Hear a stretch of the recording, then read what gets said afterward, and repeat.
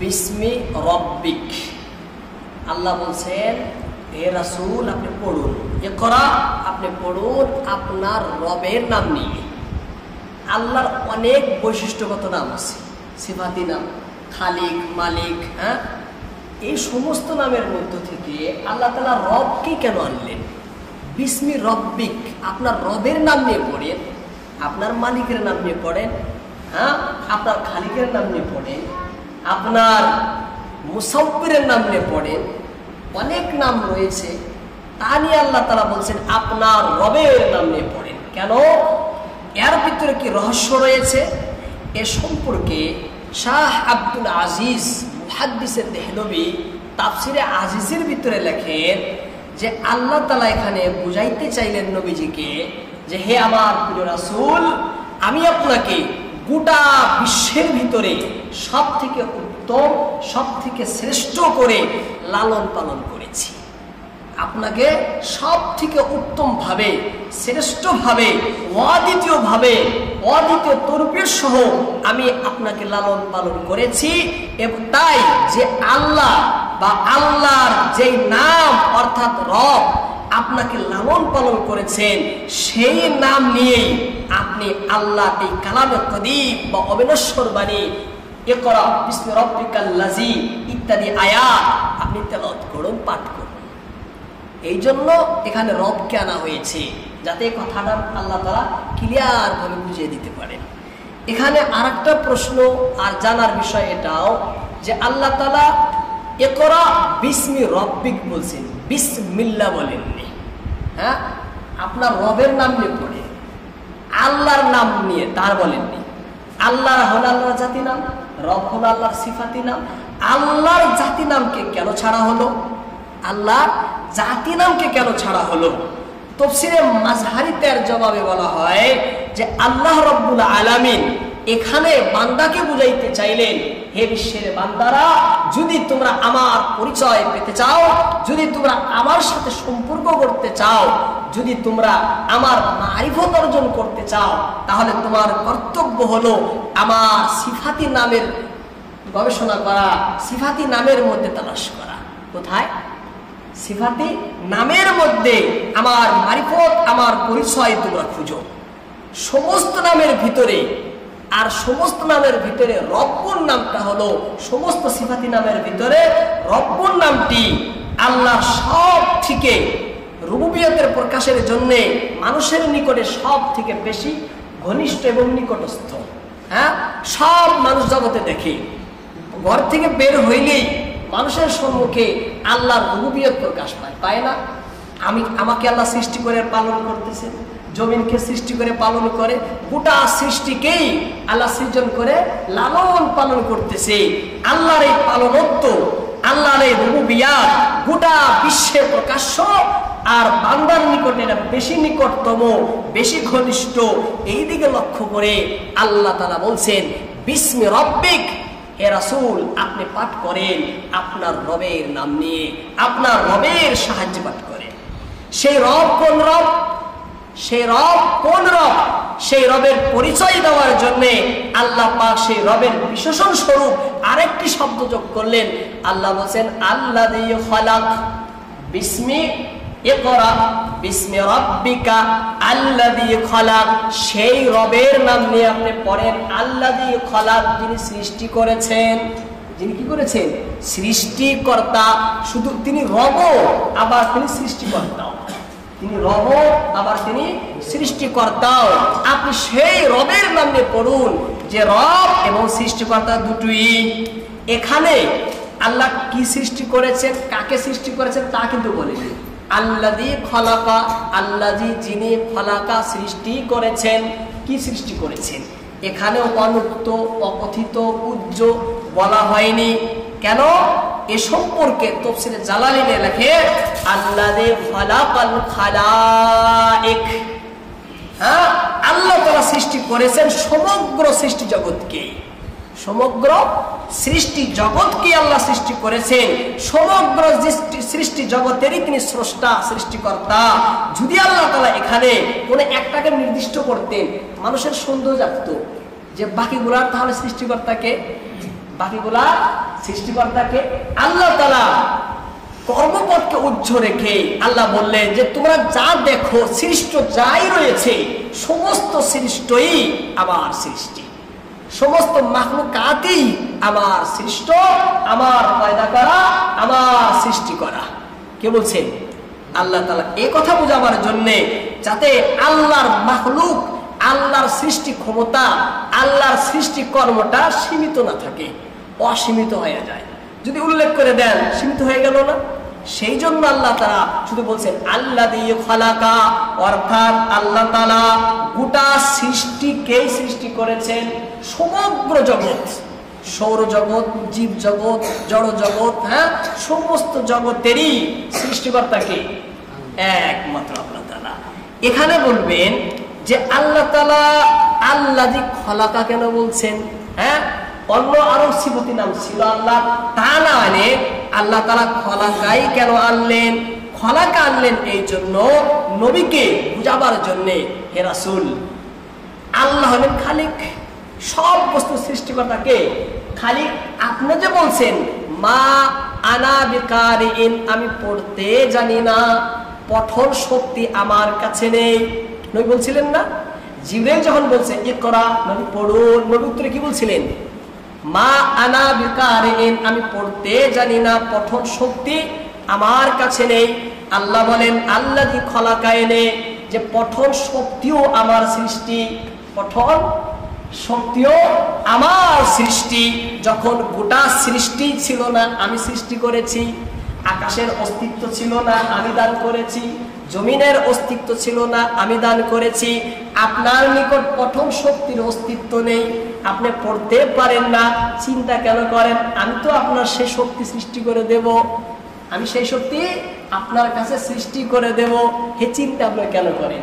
এটা বোঝাবার জন্য, বলার জন্য নবীকে বলছেন আল্লাযী খালাক, ইকরা, হে নবী আপনি পড়ুন বিসমি রাব্বিকাল্লাযী খালাক, সেই রবের নামে যিনি আপনাকে গোটা সৃষ্টিকেই যিনি সৃষ্টি করেছেন এবং আপনার প্রথম শক্তিরও সৃষ্টিকর্তা তিনি। আপনি এখন পড়তে পারছেন না, আল্লাহ আপনাকে সেটার ক্ষমতা দিয়ে দিবেন। সেই জন্য যখন বলা হয়েছে পড়তে, তখন আপনি পড়েন, তখন আপনি কি করেন? পড়েন। ইকরা বিসমি রাব্বিকাল্লাযী খালাক। আর আল্লাহ তাআলা গোটা সৃষ্টির ভিতরে সবথেকে শ্রেষ্ঠ করে কাকে বানাইছেন? মানুষকে না? গোটা সৃষ্টির ভিতরে মানুষ হলো সেরা সৃষ্টি, মানুষ হলো সর্বোত্তম, সর্বোচ্চ সৃষ্টি, সর্বসেরা সৃষ্টি। এই জন্যে আল্লাহ পাক মানুষের শ্রেষ্ঠত্বের দিকে লক্ষ্য রেখে, মানুষের মর্যাদা ও মানের দিকে লক্ষ্য করে সমগ্র সৃষ্টির মধ্যে বিশেষ করে মানুষের কথা দ্বিতীয় আয়াতে উল্লেখ করেন, খালাকাল ইনসানা মিন আলাক, খালাকাল ইনসানা মিন আলাক, সৃষ্টি করেছে মানুষকে, সৃষ্টি করেছেন মানুষকে জমাট রক্ত থেকে। খালাকাল ইনসানা মিন আলাক, যিনি সৃজন করেছেন মানব জাতিকে আলাক হতে, রক্তপিণ্ড হতে। খালাকা, যিনি সৃষ্টি করেছেন আল ইনসানা, সমগ্র মানুষকে, মানব জাতিকে, মিন আলাক, আলাক থেকে, রক্তপিণ্ড থেকে, জমাট রক্ত থেকে। কে সৃষ্টি করেছেন? আল্লাহ তাআলা। তাফসীরে বলা হয়েছে যে আল্লাহ তাআলা বলছেন দেখো আলাক থেকে আমি মানুষকে কি করেছি? সৃষ্টি করেছি। এই আলাক শব্দ আলাকাতুনের বহুবচন, আলাকাতুন এক বচন, আলাক হলো বহুবচন। এই আলাক হলো জমাট বাঁধা রক্ত, জমাট বাঁধা রক্ত। আল্লাহ তাআলা সমগ্র মানুষকে সৃষ্টি করেছেন। এখানে মানুষকে সৃষ্টি করেছেন কি থেকে? আলাক থেকে। কি থেকে? আলাক থেকে। এ কথা কেন বলছেন? এই জন্য বলছেন যে দেখো এই যে মানুষ এত মানওয়ালা, এত মর্যাদা, এই গোটা সৃষ্টির ভিতরে এর মান এত উচ্চ, এত শ্রেষ্ঠ, এত বড় মাখলুক একটি মানুষ, এই মানুষকেও আমি সৃষ্টি করেছি সামান্য একটি বস্তু থেকে, আলাক থেকে। কি থেকে? আলাক থেকে, সামান্য একটি বস্তু থেকে। তাহলে চিন্তা করো আল্লাহর কুদরত কেমন, আল্লাহর ক্ষমতা, আল্লাহর পাওয়ার কেমন, আল্লাহ পাওয়ার কেমন। হীন ও নাস্তিত্ব অবস্থা থেকে আল্লাহ তাআলা পূর্ণরূপে একটি মানুষকে যে বানাইছেন, হ্যাঁ, যাতে নবী কি করেন উপলব্ধি করতে পারেন, যাতে গোটা সৃষ্টির মানুষই বুঝে জানে, বস্তুটা উপলব্ধি করে। এই জন্য বলছেন খালাকাল ইনসান, যিনি মানুষকে সৃষ্টি করেছেন মিন আলাক, আলাক থেকে ইনসান। ইনসান দ্বারা কোন মানুষ উদ্দেশ্য, এ সম্পর্কে তাফসীরের ভিতরে, তাফসীরে ইবনে জাওজি সহ অনেক তাফসীরের ভিতরে লেখেন দুটি মত রয়েছে। সবল মত, প্রসিদ্ধ বিশুদ্ধ অধিকাংশ ওলামাদের মত হলো এই ইনসান দ্বারা উদ্দেশ্য সমস্ত মানুষই, মানুষ জাতি, মানব জাতি একজনও এর থেকে বাইরে না। আর একটা মত হইল এখানে দুর্বল মত, এই ইনসান দ্বারা মুরাদ হলো আমাদের নবী মুহাম্মদ রাসূলুল্লাহ সাল্লাল্লাহু আলাইহি ওয়াসাল্লাম। খালাকাল ইনসান মানে খালাকা মুহাম্মাদান, আল্লাহর নবীকে সৃষ্টি করা হয়েছে আলাক থেকে, জমাট রক্ত থেকে, একটা মত। আর একটা সমগ্র বিশ্বের সমস্ত মানুষকেই, জগতের সমস্ত মানুষকেই আল্লাহ তাআলা সৃষ্টি করেছে। এবার এখানে প্রশ্ন যে মানুষকেই বিশেষভাবে বলার কারণটা কি? হ্যাঁ, আল্লাহ তাআলা আসমানও তো আল্লাহ সৃষ্টি, জমিনও তো আল্লাহ সৃষ্টি, শুধু কি মানুষই আল্লাহ সৃষ্টি? মানুষও তো না। আল্লাহ তাআলা এখানে খাস কেন করছে এ সম্পর্কে তাফসীরে মাযহারিতে দুটি কারণ তুলে ধরেছে। কয়টি? দুইটি। একটি কারণ হলো যে গোটা সৃষ্টি জগতের ভিতরে এই মানুষই হইল জগতের ভিতরে সংক্ষিপ্ত সার, সমস্ত মানে সারাংশ হলো মানুষ। সৃষ্টির সারাংশকে মানুষ কিভাবে, যে গোটা বিশ্বকে বলা হয় বৃহৎ বিশ্ব, আর মানুষকে বলা হয় ক্ষুদ্র বিশ্ব।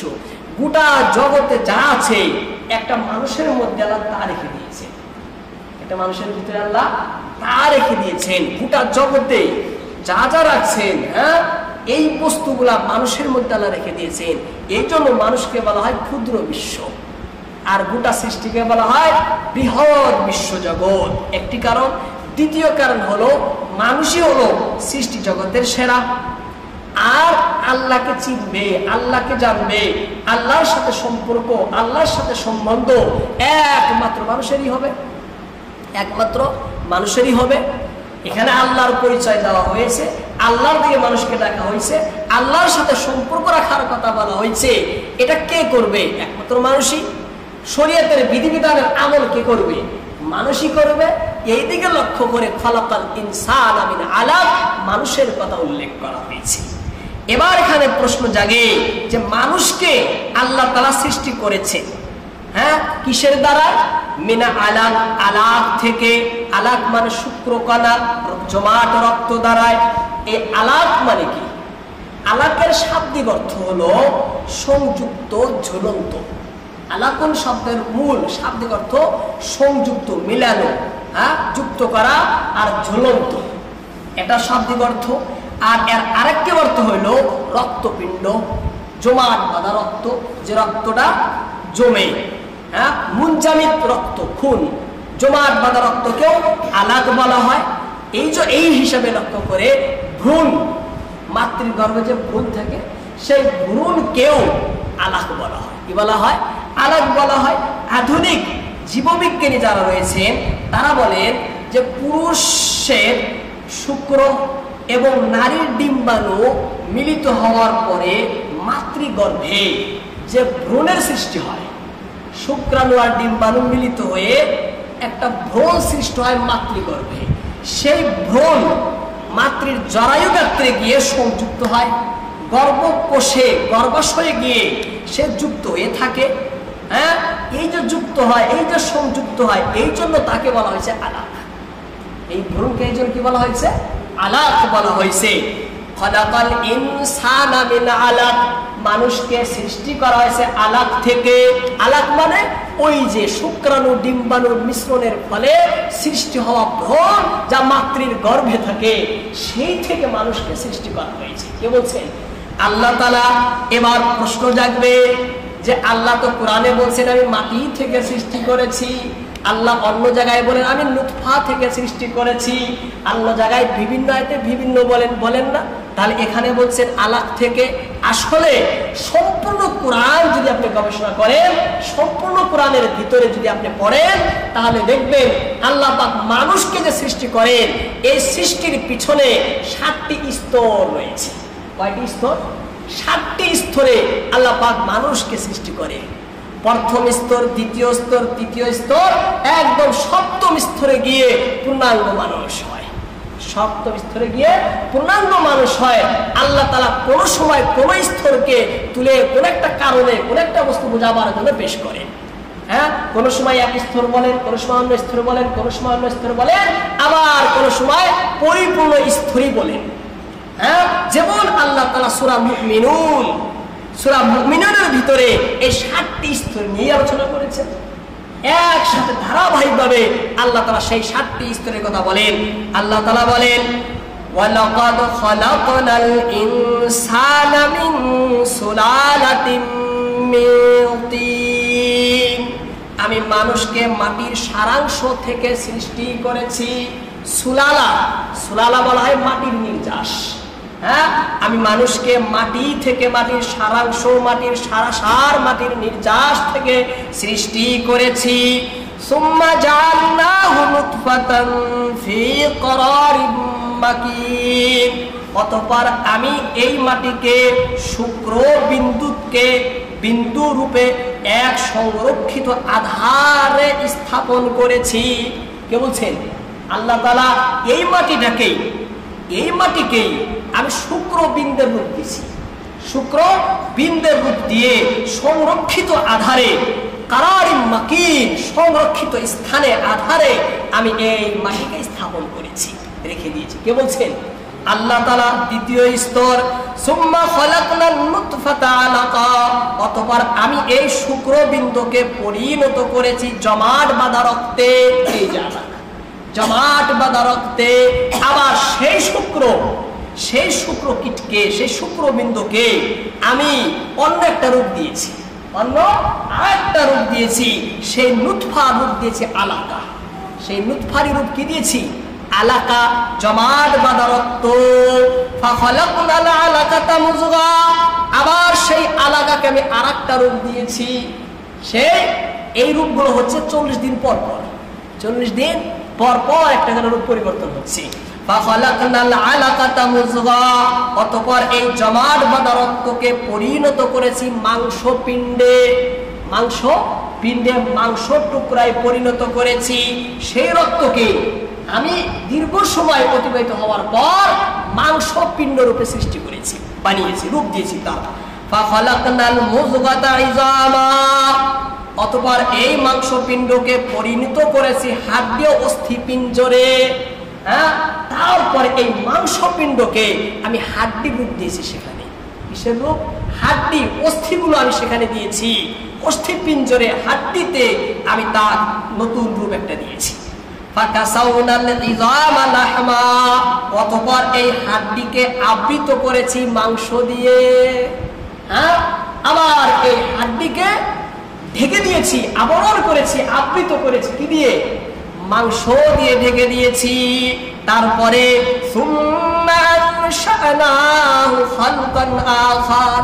অতঃপর তাকে এক নতুন সৃষ্টিতে উন্নীত করেছি। এবার মানুষের আসল সৃষ্টি এসে গেল। হ্যাঁ, স্তরে স্তরে সপ্তম স্তর হলো পরিপূর্ণ খালকান আখার। আমি অন্য একটা সৃষ্টি হিসাবে আমি তাকে সৃষ্টি করে দিয়েছি। এবার ফাতাবারাকাল্লাহ, আপনার পালনকর্তা, আপনার আল্লাহ তাআলা, মহান আল্লাহ তাআলা কল্যাণকর বা বরকতময়। আল্লাহ বলছেন, তাহলে বলো, তাহলে চিন্তা করো, আল্লাহ কত কল্যাণকর, আল্লাহ কত বরকতময়। আহসানুল খালিকিন, তিনি কতই না নিপুণতম স্রষ্টা, নৈপুণ্যময় স্রষ্টা, তিনি সর্বশ্রেষ্ঠ সৃষ্টিকর্তা। কে বলছে? আল্লাহ তাআলা। দেখো, তোমরা প্রথমে ছিলে মাটি রূপে। এই মাটি থেকে, এই মাটির নির্যাস, এই মাটি থেকে পদার্থ, উপাদানকে আমি তোমার শরীরে প্রবেশ করিয়েছি।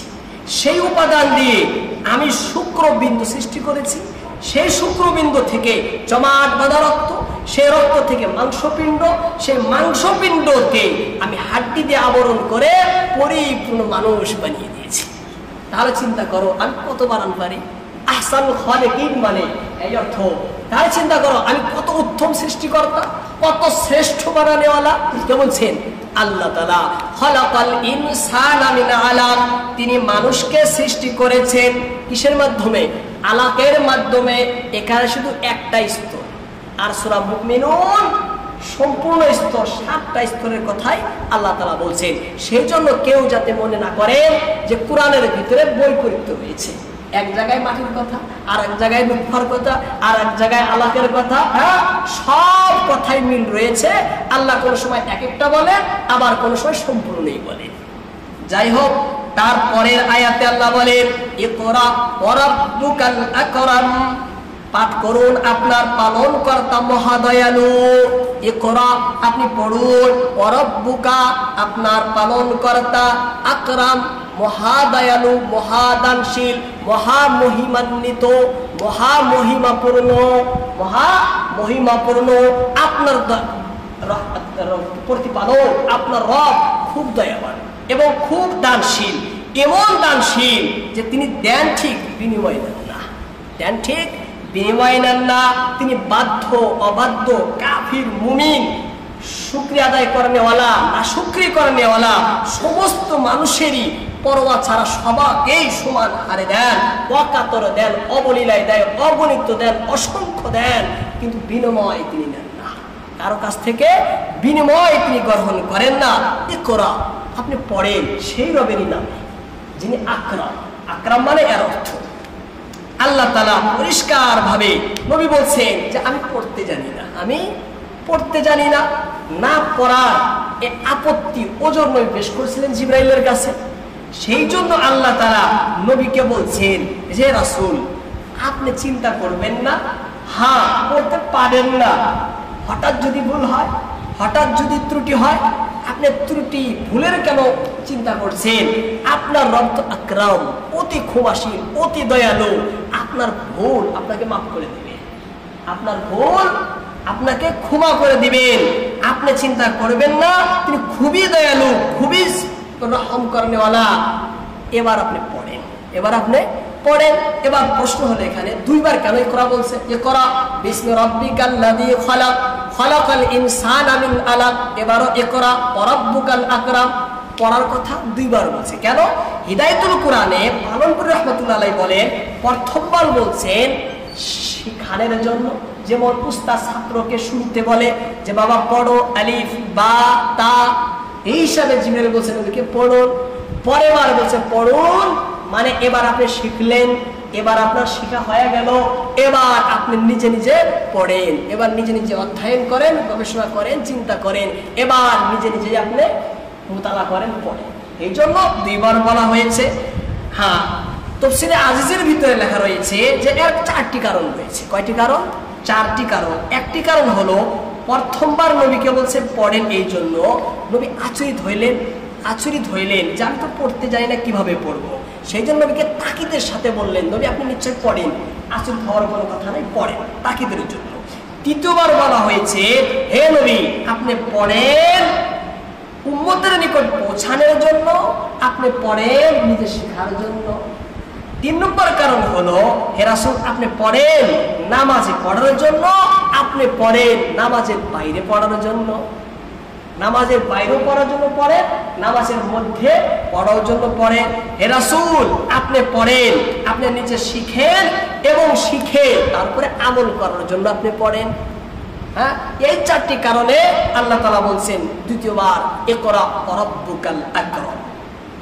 তারপরে আল্লাহ বলেন আল্লাযী আল্লামা বিল কালাম, সেই আল্লাহ যিনি আল্লামা শিক্ষা দিয়েছেন বিল কালাম কলম দ্বারা, যিনি শিক্ষা দান করেছেন কলমের সাহায্যে।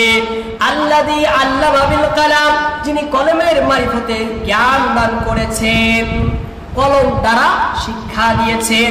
এখানে আল্লাযী আল্লামা শিক্ষা দিয়েছেন কলম দ্বারা, কি শিক্ষা দিয়েছেন তা কিন্তু বলা হয়নি। তাফসীরে বলেছে আল্লাযী আল্লামাল কিতাবাতা বিল কলম, আল্লাযী আল্লামাল খাত্তা বিল কলম। হে নবী আপনি তিনি লেখা শিখাইছেন কলমের মাধ্যমে, তিনি লেখার নিয়ম শিখাইছেন কলমের মাধ্যমে। কেন? আগের অন্যান্য গ্রন্থি আসমানি কিতাব জমিনে আসছে, সেইগুলো যদি লিপিবদ্ধ না থাকে তাহলে সংরক্ষিত থাকবে না, সংরক্ষিত থাকবে। সেই জন্য লেখার মাধ্যমে যা হয় মৌখিকে তা হয় না। লেখার গুরুত্ব অপরিসীম, লেখার গুরুত্ব অপরিসীম। লেখাটা খুব বড় একটি গুরুত্বপূর্ণ বস্তু।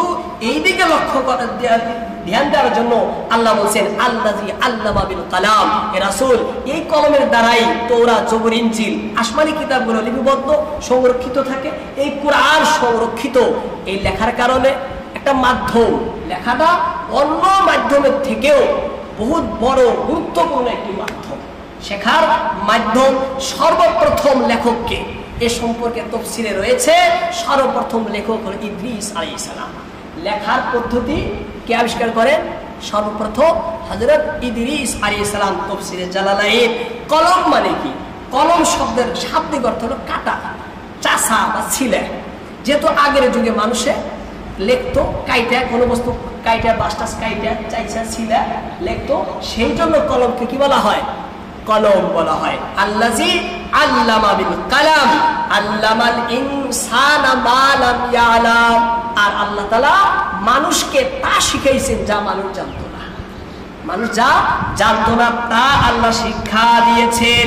মানুষ জানে কিসের মাধ্যমে? মানুষ জানে তিনটি বস্তুর মাধ্যমে। কয়টি? তিনটি। নাম্বার 1 ইন্দ্রিয়র মাধ্যমে। ইন্দ্রিয়, চোখ, কান, নাক, জিহ্বা, ছাল, হ্যাঁ, এই পঞ্চ ইন্দ্রিয় বলে। এই ইন্দ্রিয় মাধ্যমে মানুষ জানে। আরেকটা মাধ্যম হলো জানার মস্তিষ্ক। হ্যাঁ, যেই ইন্দ্রিয় যেগুলো জ্ঞান জানে না সেগুলো কে জানে? মস্তিষ্ক জানে। হ্যাঁ, তাহলে দুটো হলো ইন্দ্রিয় এবং মস্তিষ্ক, এই দুটা মাধ্যম। এই দুটা মাধ্যমে যে জ্ঞান জানতে পারে না সেটা কি? সেটা হলো ওহিয়ে ইলাহি। সেটা কি? ওহিয়ে ইলাহি। মাঝখানে একটা মাধ্যম হলো সত্য খবর। সত্য খবর, কেউ যদি সত্য খবর দেয় তার মাধ্যমে মানুষের জ্ঞান হয়।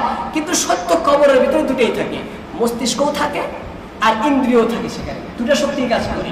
কিন্তু চতুর্থ নম্বর যেটা মাধ্যম ওহিয়ে ইলাহি, এখানে মস্তিষ্ক ইন্দ্রিয়র কোনো কাজ নেই, ইন্দ্রিয়র বহির্ভূত জ্ঞান এটা, তাই না?